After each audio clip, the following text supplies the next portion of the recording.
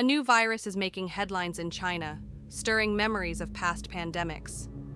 What is this virus, and should we be worried? Discovered in 2001, HMPV typically leads to mild respiratory issues, but can cause severe complications in young children, the elderly, and those with weakened immune systems. Recent footage shows overcrowded hospitals in China, with a notable increase in respiratory infections among children under 14, particularly in northern provinces. Chinese authorities attribute this rise to the winter season, stating that such infections are common during this time, and that the situation is less severe compared to previous years.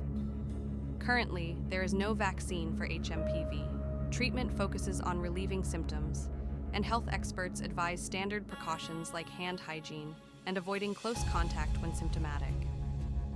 While the situation is being closely monitored, health agencies worldwide, including in neighboring countries, advise against panic, emphasizing that such seasonal surges are typical.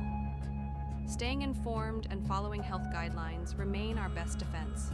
We'll keep you updated as more information becomes available.